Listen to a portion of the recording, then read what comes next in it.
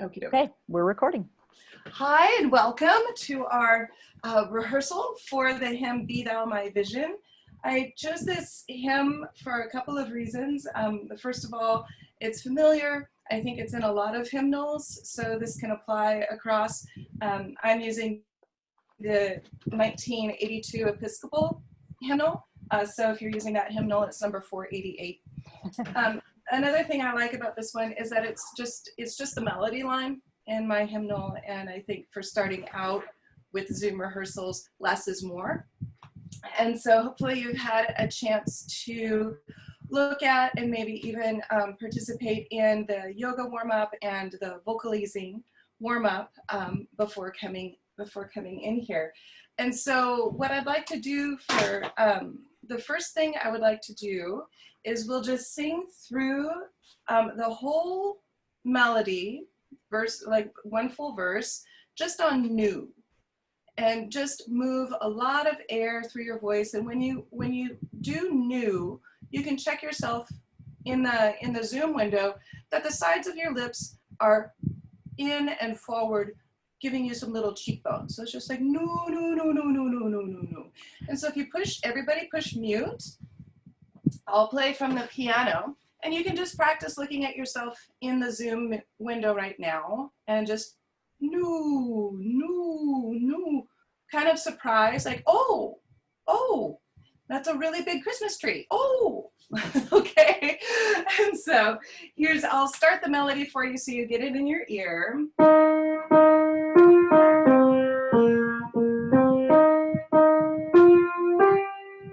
Don't worry about phrasing right now. We're just moving air. If you're sitting down, go ahead and lift and tilt your chin slightly forward. If you're standing, you can go ahead and get your breath underneath you. But sometimes when we're looking at the computer, we can put our chin out. So let's bring that in and lift it. And we'll start. 1, 2, inhale.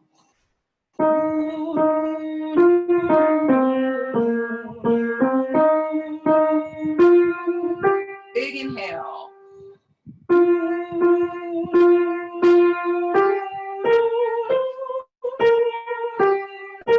Big inhale.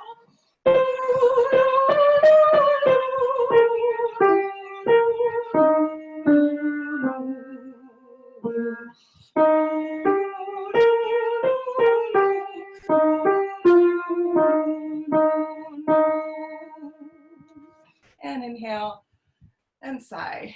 And hopefully that just felt good to sing a melody that's pretty and lovely, and the Irish just know how to write pretty melodies. So this is one of those. What I'd like to focus on right now is just the first phrase, be thou my vision, O Lord of my heart. And I'd like to work through a couple of vowel changes. So we just did new, and I'd like to open that up into a no, no, no, no. And if you could, while you're keeping your cheekbones lifted and the lips in, keep the tip of your tongue hitting the back of your lower teeth. Every time you go to the no, no, no, try to keep your tongue forward and just touching your teeth. And you want it to touch all the inside of your teeth, not just the tip of your tongue, but a nice thick tongue. No, no, no. And it might even sound like you have a little bit of Novocaine in your jaw, and that's okay. So right now, just the first, be thou my vision, O Lord of my heart, on no. Let's do a 3-beat inhale. Ready? Start inhaling. No, no, no, no, no, no, no, no, no. Inhale and sigh. Very good. Let's open up to na, na, na, na. And again, you always want your tongue to return back down behind your lower teeth. Let's do that 3-beat inhale again. Begin inhaling. Na, na, na, na, na, na, na, na, na. Inhale and sigh. Very good. Let's go to a brighter vowel now. So you've been watching your mouth be round and forward, and this time I'd like for you to give yourself a nice little smile And I want you to look for those canine teeth as we sing on knee, knee, knee, knee, knee, knee, knee, knee, knee, knee. And again, try to return the tip of your tongue to behind your teeth. Always returning that tongue behind the teeth. 3 beat inhale, beginning. Keep it right. Good, good. And also you can lift your cheeks up a little bit if you can kind of think of singing from beneath your eye sockets there, and just in your own room right now, just go knee. Just do that. Knee. And you can hum like or whine like a puppy. And then go back to knee, knee, knee, knee. Great. If you're a Monty Python fan, you're the singers who say knee right there. So let's just do that phrase again. 3 beat inhale, lifting, open mouth inhale.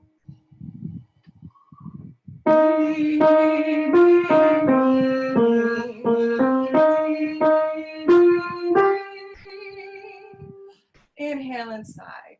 So it might start to be getting a little easier to sing through the phrase as we're moving more air through.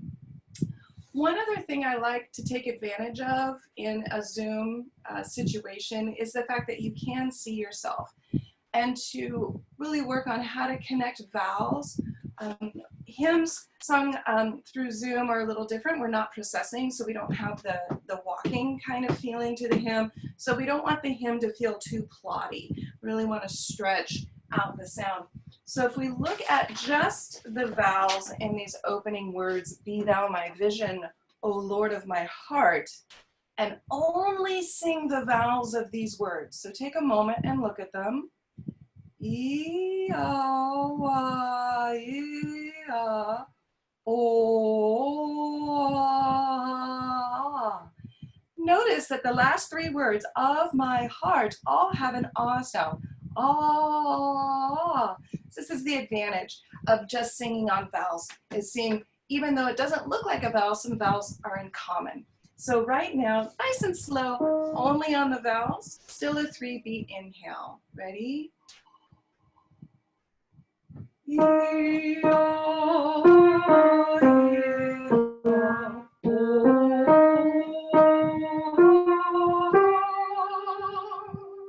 Good, let's just do that again. Try to use a lot of air. Use up all your air up to vision and take a breath. Just move tons of air through your mouth right now. 3 beats. Go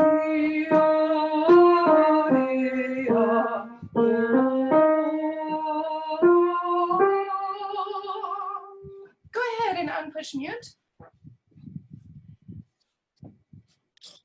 How did that feel to you, just singing on vowels? I really like that, raising the awareness of which vowels are the same, even though it's different letters, right? O, Y, and EA all have some ah in them. Yeah. Great. How did it feel? Yeah, good. I mean, accurate. I'm pretty good about tracking vowels, so I could feel that same tracking, and then the diphthongs and the changes that needed to happen. Awesome. Does your mouth feel bigger? Yeah. And so that's kind of the goal of it. And so, and then the next kind of thing I talk about are voiced consonants. So if we look at the of my, b, and the really kind of working through the resistance of the voiced consonants into the opening up of the vowel. And I find that I can take more time on Zoom to do this than I normally would be able to, because again, here we're just working with one melody. We're not working on as many pieces because we're doing fewer pieces. So we can kind of go into each piece as a mini vocal lesson, almost like a little vocal masterclass for everybody. And especially they probably haven't been singing a whole lot or have been guided through proper singing. So kind of getting the voice back into it. You can even initially have them sing on the NG sound, and having them look in here instead of,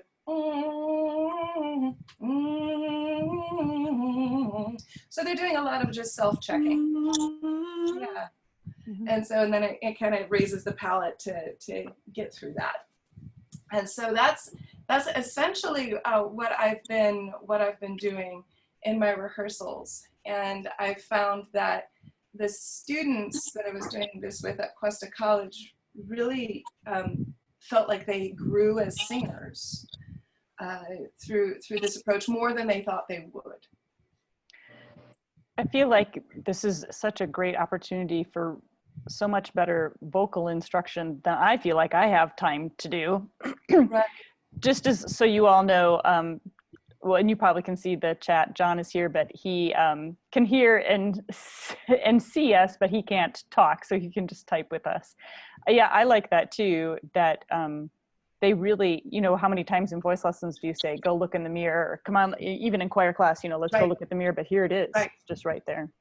It's right there. And you can even have them, I really like monitoring their tongue. What are some, where, on the word thought, it's the third line. To keep the mouth open and to keep the tongue low and flat, thought, and to open your mouth wider on the second note, as opposed to thought, and lifting that tongue, anticipating the T.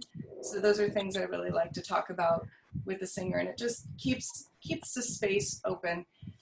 And for those of us in California, we have just a horrible accent for singing. It's tight, it's low, it's in the jaw, it's low down in the throat. And so to get them up here, high, a better singing place so that their vocal folds are you know, in a happy spot.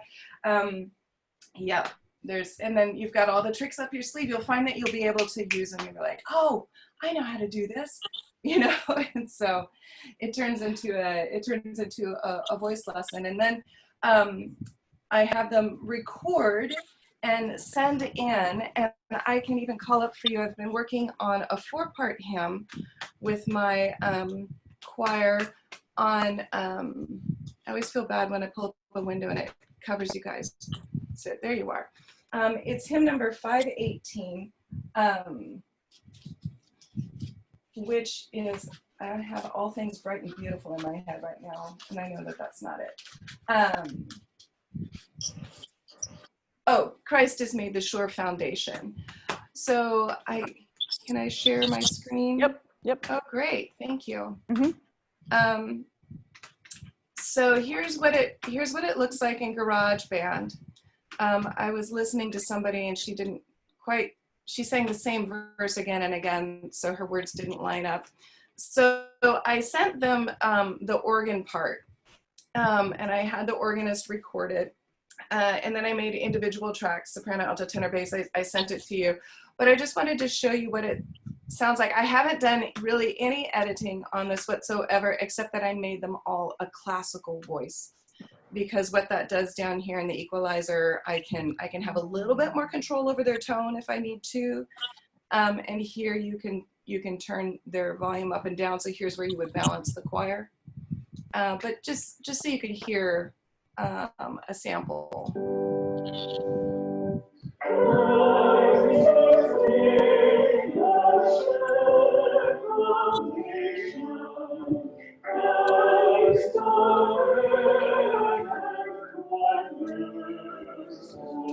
So I can adjust.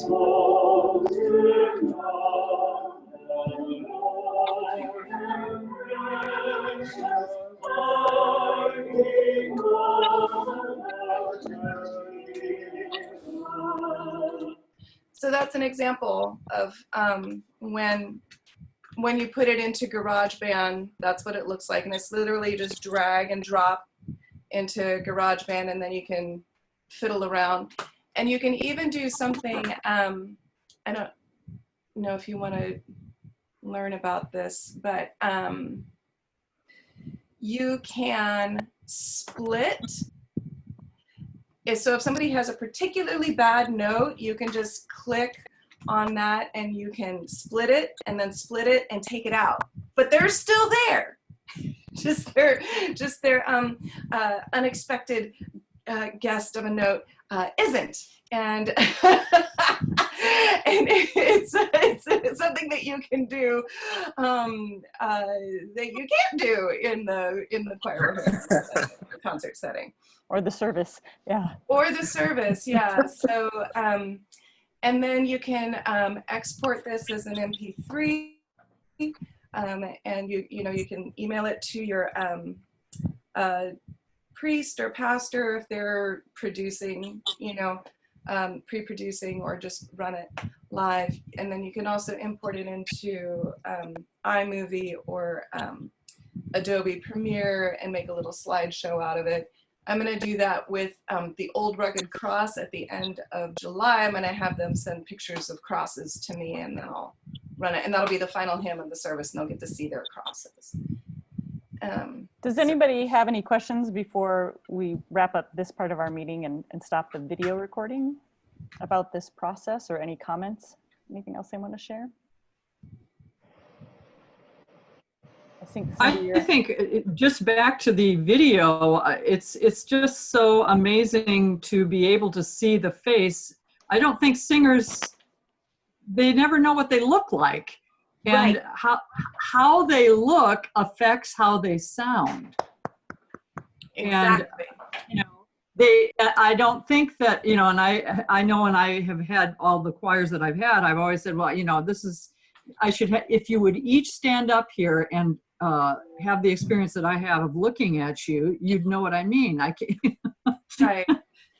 They don't have the concept until they actually see it. Right. And that's why Zoom is so great, because they can see it right in action. It isn't, and you can kind of monitor them too. If I was just playing the organ part, I could conduct from here, and I could say, oh, Cindy, remember to keep your lips in, that kind of thing, right. or just kind of gauge how we're doing, or do that little thing to remind them. Yeah, and they think they're doing it, and then they see that they're not. Right. Yeah, it's surprising what the mirror shows. My favorite, open your mouth. My mouth is open. Home Alone face. That should be our task force screenshot. We could all just. Yeah. Good. Thank you so much, Cassie, for that. And I'll stop the recording now, and It's then awesome. we can have some other conversation.